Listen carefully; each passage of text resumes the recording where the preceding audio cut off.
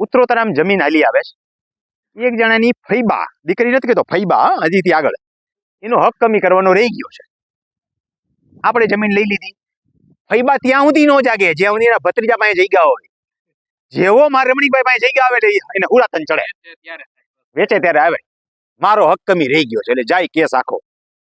આમાં બોનાફાઇડ પરચેઝર કહેવાય સાહેબ. એમાં કેસમાં જીતે નહીં, પણ એ ગાલે સિવિલ કોર્ટમાં જ, એટલે જાય સિવિલ કોર્ટમાં. હોશિયાર હોય, હું નથી કહેતો ક્યારે સિવિલ કોર્ટમાં જવું ને ક્યારે કૃષિ પંચમાં જવું, નાખી એટલે એમાં ઝડપથી પતી જાય. સમજ્યા? એ કેસ બહુ ઝડપથી હાલે. કેટલો ઝડપથી હાલે? આ છોકરો કેટલી ઉંમર થઈ?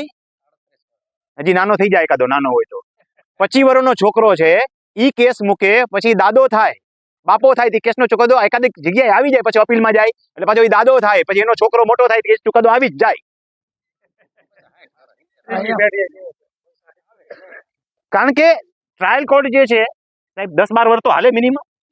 એમાં તમારા જેવો મારી જેવો હામો આવી જાય, તારીખ જ ન દઉં, દર કે ખુરશી જ બજાવ્યા રાખું, વળી એકાદ તારીખે વોરંટ બજાવડાવું, વળી પાછો જાવ શીખવાડું જ. 2 જણા હરખા ભળી જાય તો હરખું કરી શીખવાડે. ઉભી રહી, સ્ટે થઈ ગયો ને. હવે કેટલી અપીલ આવે? આ એક ટ્રાયલ કોર્ટમાં આવી લો, ડિસ્ટ્રિક્ટમાં આવ્યો, પછી સિવિલ કોર્ટમાં આવ્યો, સિનિયર સિવિલ કોર્ટમાં જાય, હાઈકોર્ટમાં જાય, બધું વ્યૂ જાય હું વાંહે હોય. એટલે જમીન લે વેચ કરતી વખતે ખાસ ધ્યાનમાં રાખો. આમ કડી તૂટતી હોય ને તો બહુ અઘરો વિષય છે. એને વેચનારને ખબર છે કડી તૂટે છે, એને તો જોઈ છે, ખીતી રાખીને જ આવી છે. સમજ્યા? સાંભળ્યું છે ને ખીતી રાખવાની જોક? બહુ જાજા નથી કરવાનો કે ટાઈમ ગયો જાય. એટલે હારી ખીતી પાછી નડે.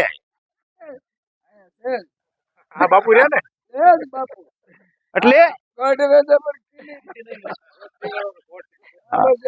એટલે ઓલો એક હક રહી ગયો હોય ને. આમાં બાપુની વાત નથી થતી, આમાં તો વેચનાર તો જે જ્ઞાતિનો છે, વેચનાર જે છે ને એને ખબર છે કે મારી ફઈનું નામ રહી ગયું છે, પણ એને હુરાતન ક્યારે ચડે છે? વેચે છે ત્યારે.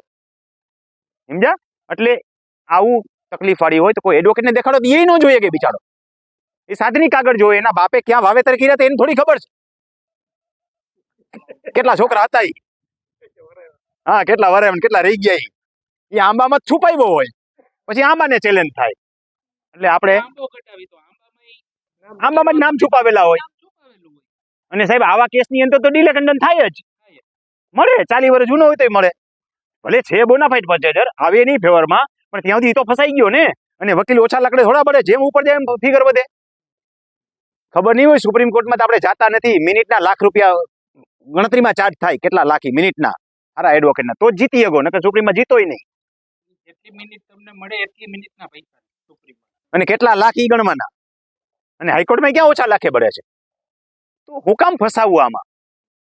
અનેક વખત જોવું, બને ત્યાં સુધી જમીન લે વેચ ઓછી કરવી, ખેડૂતે તો ખાસ કરીને, અને લ્યો તો ચોખ્ખી જમીન લેવી, અને બધા સાધની કાગળો કઢાવવા, એની ઝીણી નજરે વાંચવા, ન વાંચતા આવડે તો 4 જણાને બતાવવા, 1 જણાને નહીં, ભલે 2-2 હજાર ઘસાવા પડે, કાંઈ વાંધો નહીં. જોવા વાળો હું લઈ જાય 2-2 હજાર લઈ જાય ને, એમાંથી એકાદો જણાને એકને ન ધ્યાનમાં, બીજાને કઈક ધ્યાનમાં આવશે કે કરોડોની જમીન થઈ ગઈ. એટલે ઓલો દલાલ વચ્ચે આવે છે, બરોબર છે? કેટલું હાલે તમારે? અડધો ટકો હાલે? ટકો હાલે. મિનિમમ એ જગ્યાએ 10 લાખ તો હશે, 10 લાખથી ઓછી તો હશે જ નહીં ક્યાંય. 10 લાખ તો મિનિમમ પકડો. હા, 20 લાખનો ફરક. હા, એ લઈ જાય તો એને દિવસો તો કોક આમાં કઈ એડવોકેટ, હું એડવોકેટને ધંધો મળે એટલા માટે નથી કહેતો, પણ 4 જગ્યાએ જોવડાવી લેવાય. તમને કોઈ ડોક્ટર એમ કહે કે આ કાપવું પડશે, તો બીજા ડોક્ટર પાસે અભિપ્રાય લેવા જાય છે કે નથી જતા? હજી બીજાનો અભિપ્રાય લઈ લઈએ. એનો હરખું ન લાવી બીજાનો અભિપ્રાય લેવા જાય છે નહીં, જવું જોઈએ. હા, દલાલના હા એડવોકેટના હા ઓછા થાય છે, પણ બહુ હું એડવોકેટનું કહીશ ને તો કોકને એમ લાગશે કે સાહેબ પાછી એડવોકેટને ફેવર કરે છે. અહીંયા કંઈ કોઈની ફેવર કરવાની વાત નથી, પણ ચેક કરાવવું જોઈએ. એ માણસ છે, એકથી ધ્યાનમાં ન આવ્યું, મને બધું ધ્યાનમાં આવી જાય છે, પણ બધાને બધું ધ્યાનમાં આવવું જરૂરી નથી. મારી ભૂલ ભાગ્યે જ થાય, કારણ કે એટલા ગઈને હું ગાળું એને. એટલે ઘણી વખત અમુક એકદમ કહી દઉં ભાઈ તું રૂબરૂ આવી જાય, અઘરો કેસ હોય તો જવાબ ન દઉં, કારણ કે ક્યાંક મારો જવાબ દેવાથી એ ભગવાન સમજતો હોય કે રમણીકભાઈ કીધું એટલે બ્રહ્મ વાક્ય, અને હું જવાબ દઈ દઉં.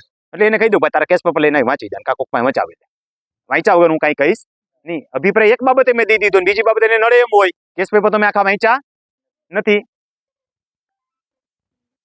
તો જમીન લે વેચ જે છે એ સરળ નથી, એટલું સમજી લેવું. અગાઉ બધું સરળ હતું, સમજ્યા? માણસો સરળ હતા, હવે માણસો સરળ નથી, કારણ કે હવે બધું આપણે છે ને પ્રાકૃતિક ખાવાનું બંધ કરી દીધું. એટલે બધું જેવું આહાર એવો ઓડકાર, એવો વિચાર એ આવે જ. તો આટલી હતી રેવન્યુ બાબતની આ વાત.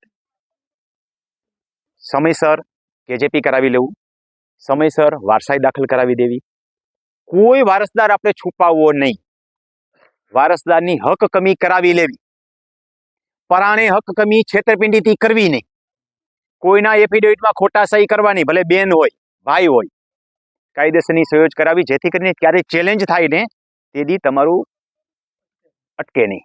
બાકી આપણને હારા સંબંધ છે ભાઈ સહી આપણે કરી નાખીએ, નહીં કરવાની, એની 135 નોટિસ બજવા દેવાની.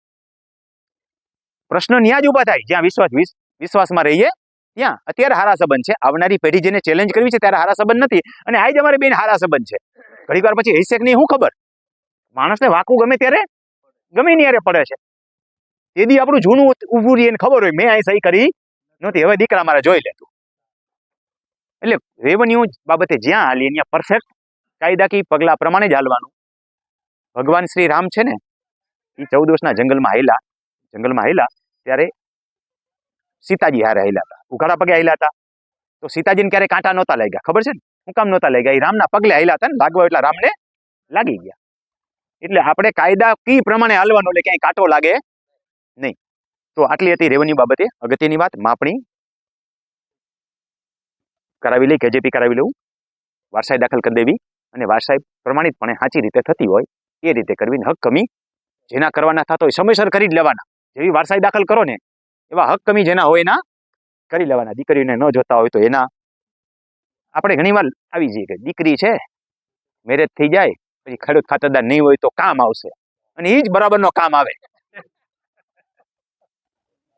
થોડોક સમય પ્રાઇમરી રાહ જોઈ ત્યાં સુધી ઠીક છે, પછી તરત કરાવી નાખવાનું, પછી લાંબુ ખેંચવાનું નહીં, જેથી કરીને ભવિષ્યના કોઈ પ્રશ્નો ઊભા ન થાય. હજી લખી રાખજો એક શબ્દ મારો, હજી આવે છે, સરકારને હજી બધે જ ખાઈ લેવું છે. મફત હક કમી નહીં થાય સાહેબ, લખી રાખજો.